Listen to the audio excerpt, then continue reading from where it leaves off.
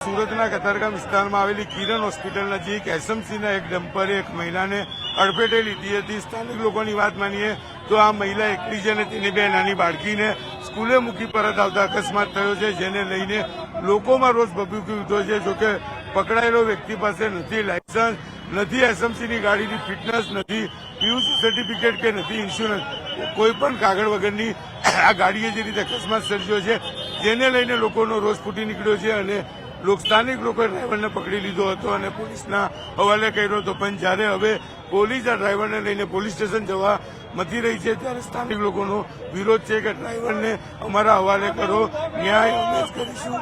કારણ કે જે પ્રકારે આ પ્રકારની અકસ્માતની ઘટનાઓ બને છે, ડ્રાઈવર માત્ર પોલીસ એરેસ્ટ કરે છે અને ગણતરીના કલાકોમાં છૂટી જાય છે।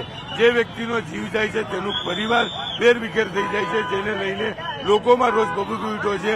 ટ્રાફિક પોલીસ સાથે કતારગામ પોલીસ ઘટના સ્થળે પહોંચી છે, પણ સ્થાનિક લોકો છે એ ડ્રાઈવરને લઈ જવા દેતા નથી। પોલીસની ગાડીનો ઘેરાવ પણ કરવામાં આવ્યો છે। સતત લોકો સાથે ઘર્ષણ થઈ રહ્યું છે, ત્યારે કહી શકાય કે દ્રશ્ય ખૂબ જ વિચલિત થયા છે। એક મહિલાના મોતને લઈને લોકોનો ગુસ્સો ફૂટી નીકળ્યો છે અને હવે આ ગુસ્સો કહી શકાય કે આંદોલન તરફ વળી રહ્યો એવું લાગી રહ્યું છે। કારણ કે લોકો પોલીસની ગાડી આગળ નથી વધવા દેતા, લોકો પોલીસની ગાડીની આગળ બેસી ગયા અને વિરોધ કરી રહ્યા છે।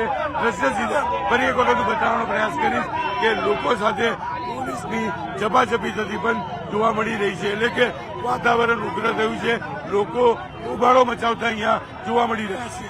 લોકોની માંગ એક જ છે, પોલીસ આવા લોકોની ધરપકડ કરે છે અને ગણતરીના કલાકોમાં આવા લોકો છૂટી જતા હોય છે। ત્યારે કહી શકાય કે આ પ્રકારની ઘટનાને લઈને લોકોમાં રોષ જોવા મળી રહ્યો છે। ટ્રક એટલી બધી રફતાર આવેલી છે કે એની કોઈ લિમિટ નથી અને એ બેન શાંતિથી એક્ટિવા ઉપર જઈ રહ્યા હતા। આગળનું વ્હીલ પાછળનું વ્હીલ બંને એમની પરથી ફરી વહી રહ્યા છે, આખું કોચ્ચર કરી નાખ્યો છે બેનને, છતાં ટ્રક એને ઊભી નથી રાખી।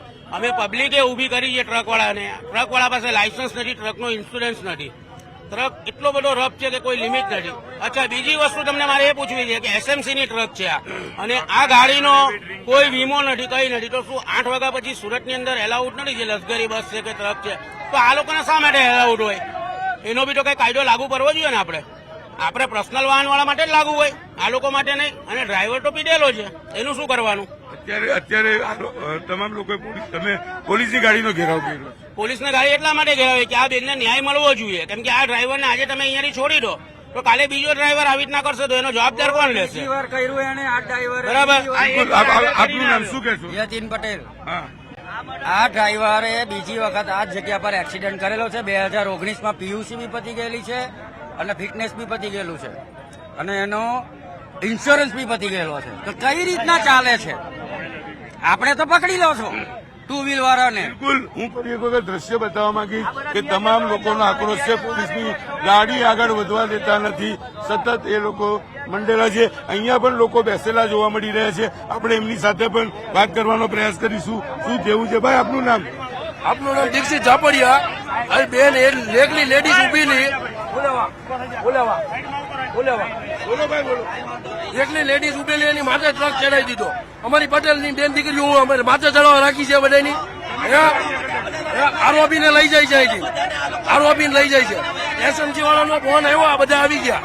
1 કલાક એક્સિડન્ટ થયો, પછી 1 કલાક પછી પોલીસ વાળા આવ્યા। જોઈ શકાય છે પોલીસ પર લોકોનો આક્રોશ ફૂટી નીકળ્યો છે। ઘટનાના 1 કલાક પછી પોલીસ પહોંચી છે અને જે પ્રકારે પોલીસ આરોપીનો બચાવ કરી રહ્યા હોવાના આક્ષેપ સાથે લોકોએ હોબાળો મચાવ્યો છે। જે ડ્રાઈવર છે, ડ્રાઈવરની ધરપકડ કરી લેવામાં આવી છે। ડ્રાઈવરને પોલીસ સ્ટેશન લઈ જવો છે, પણ લઈ જવા દેવામાં આવતો નથી। દ્રશ્ય જોઈ શકાય છે કયા પ્રકારનો લોકોએ હોબાળો મચાવ્યો છે, એટલે કે જે પ્રકારે અકસ્માત થાય છે, ન્યાય નથી મળતો અને જે પ્રકારે કહી શકાય કે પોલીસ આરોપીને લઈ ગયા બાદ ગણતરીના કલાકમાં આરોપી છૂટી જતા હોય છે, ત્યારે આરોપીને જયારે પોલીસ લઈ જઈ રહી છે, ત્યારે લોકોએ પોલીસની ગાડીનો ઘેરાવ કરી વિરોધ નોંધાવી રહ્યા છે। એક એસએમસીનું ડમ્પર અને એક એક્ટિવા ચાલક બેન છે, એ ત્યાંથી નીકળતા હતા અને એના વચ્ચે આવી ગયેલા છે અને એમનું ફેટલ એક્સિડન્ટ થયેલું છે અને પોલીસે કાર્યવાહી ચાલુ છે। અત્યારે જે આરોપી છે એને પોલીસ સ્ટેશન લઈ જવામાં આવ્યો છે અને ત્યાં એને ડિટેન કરેલો છે અને જે કાયદેસરની કાર્યવાહી છે અત્યારે હાલમાં ચાલુ છે. ના, એ અત્યારે કહેવું વહેલું છે. હમણાં મેડિકલને જે પણ રિપોર્ટ આવશે એ પ્રમાણે આગળ તપાસનું કરી અને પછી જાણ કરવામાં આવશે. એ પણ અત્યારે પોલીસ સ્ટેશન લઈ ગયેલા છે. અત્યારે ડેડ બોડી અહીં પડી છે અને હોસ્પિટલ લઈ જવાની તજવીજ ચાલુ છે. બાદમાં એ કાર્યવાહી સંપૂર્ણ જે પણ હશે આપને જાણ કરવામાં આવશે.